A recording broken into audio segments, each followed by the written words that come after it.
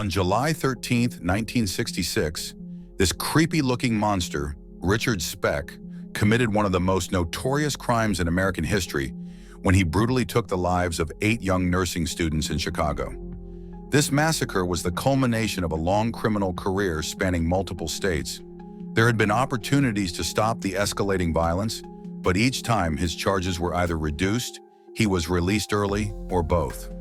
A common theme among these monsters: they are not held accountable, and so they escalate their activities until lives are lost. Born in 1941 in Kirkwood, Illinois, Speck was the 7th of 8 children. After his father had a fatal heart attack when he was 6, his mother got remarried. His stepfather was an alcoholic insurance salesman with a criminal record named Carl Lindbergh, which resulted in a chaotic and abusive home environment.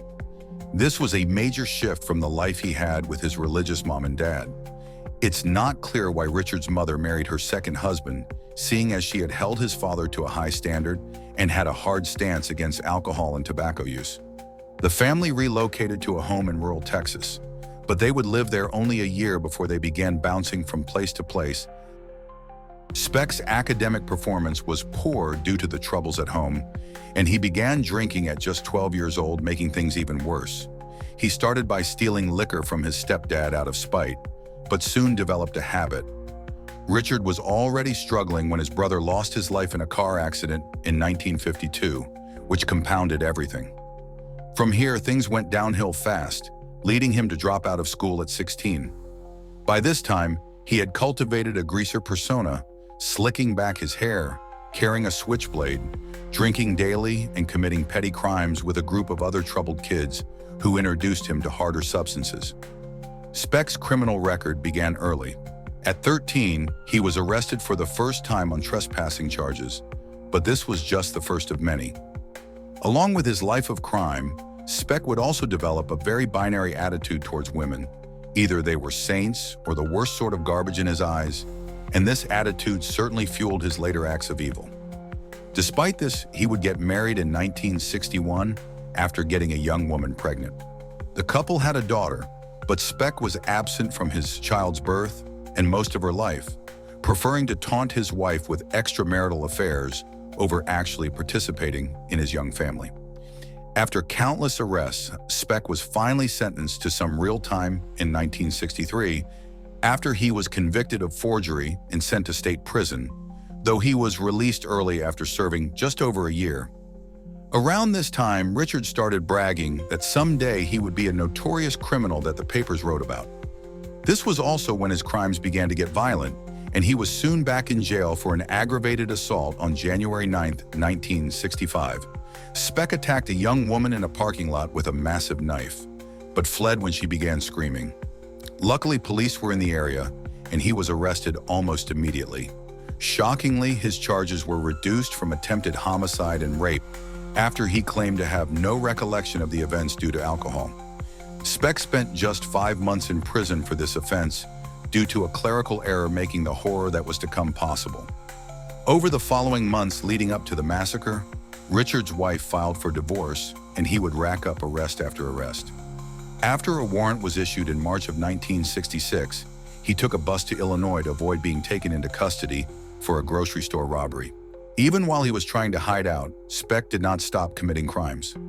Though at first he did make an effort to clean up his act with the help of his family in Monmouth, Illinois, but he came apart when he got news that his ex-wife had remarried. Once more, he descended into alcohol and substance use. In addition to the relatively minor crimes during this time, Speck also committed a brutal assault and robbery against a 65-year-old woman referred to as Miss Virgil Harris. She had come home as he was burglarizing it. Speck defiled her before tying her up using the strips he cut from her pajamas, then took the money she had and fled. There is also the case of Mary Catherine Pierce, who worked at a bar that Speck drank at. On April 13th, her body was found hidden behind the bar. She had been hit so hard that her liver ruptured. Speck had a bad reputation and soon fell under suspicion. When police went to question him at the room he was renting, Speck had already fled, though they did find the items he had stolen from Harris. Prior to the attack on the nurses, Speck would briefly work on a boat, getting the job through family connections. While at sea, he was diagnosed with appendicitis and rushed to a hospital where he developed an eye for the nurses that cared for him. Upon his release, he became even more erratic and was fired from his job after pulling a knife on the boat captain. He stayed briefly at his sister's house in Chicago, but after weeks of him lounging around reading comic books, she kicked him out. Richard spent the little money he had drinking in a park, which is when he noticed a house nearby where a group of young nursing students lived who caught his attention. With nowhere to go, no job, and a rapidly escalating addiction, Speck was increasingly desperate and aggressive. On July 13th, he got some money from his sister, which he used to buy drinks. Speck then followed a woman as she went to multiple bars before accosting her with his switchblade and forcing her into the room he was renting. After assaulting her, Richard went through her belongings, where he found a .22 caliber pistol. Now armed and emboldened, he decided it was time to pay a visit to the nursing students that he'd been monitoring. On that fateful night, a drunken Speck broke into the townhouse through a back window. He then began knocking on doors and forcing the occupants at gunpoint into the largest bedroom. Telling them that he was there just to rob them, Speck spent time chatting and joking with the young women, giving them no indication of what he was about to do. He bound them with bed sheets cut into long strips, all the while reassuring them that he would not hurt any of them and just wanted to take whatever cash and valuables they had. When one woman spat on him, he became enraged and took her into another room to punish her for this insult. But as he stood over her, two others walked into the room and saw what he was about to do, so he lashed out, stabbing both at least 20 times with his switchblade.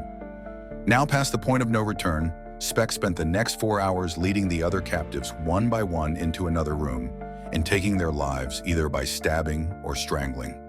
Once he thought there was only one left, Richard took extra time with Gloria Davy. Dragging her down to the living room, he brutally assaulted her for an extended period of time, then strangled her, unleashing all the hate he felt toward women in a disgusting act of evil. Once he was done, he searched the house for whatever he could steal before running out into the night. Speck threw his knife into the Calumet River, thinking that without witnesses he couldn't get caught. However, one nurse, Corazon Amorao Atienza, had survived by hiding under a bed, and she was able to give a detailed description to the authorities, including the distinctive Born to Raise Hell tattoo on his arm. The city was immediately on edge as news of the vicious massacre spread. Speck would check into a cheap hotel under an alias, but the noose was quickly tightening. He had left dozens of fingerprints behind which matched those that the Dallas police had on file, and soon his name and image was printed in newspapers everywhere as the most wanted man in America. With no way to escape justice, Richard attempted to take his own life with a piece of a broken bottle, but an employee of the hotel discovered him before he bled out, and he was rushed to a hospital. A doctor recognized Speck's tattoo, police were notified, and he was quickly apprehended. His trial began in April 1967, and the evidence was undeniable. So Richard tried a similar strategy to the defense he used when he had been on trial for attacking the woman in Texas, claiming he had no memory of the night beyond, drinking at the bar earlier. Of course, this did not mitigate what he had done in any way, and after Atienza positively identified him as the attacker in court, his fate was sealed. Speck was convicted on 8 counts of homicide and sentenced to the electric chair, but this was later commuted to 8 consecutive life sentences after the U.S. Supreme Court found the death penalty to be unconstitutional in 1972. Somehow, Speck was able to apply for parole, but he was almost instantly denied at his hearings, which started as early as 1976. The monster had to find a way to survive behind bars. Disturbing videos would be made public of him, with breasts performing sex acts on other inmates and showing off silk underwear. In the video, he bragged about using illegal white powder, how he loved to be used by men, and how much fun he was having behind bars, though he comes across as subservient to the other men, and it is my opinion that he was simply trying to survive any way he could. Considering the charges he had, Speck would have been a prime target for other inmates. Speck would spend the rest of his life in this way until he passed away from a heart attack in 1991, just a day before his 50th birthday. Fearing a grave would become a target for vandals, his family had him cremated and his ashes scattered in Joliet, Illinois.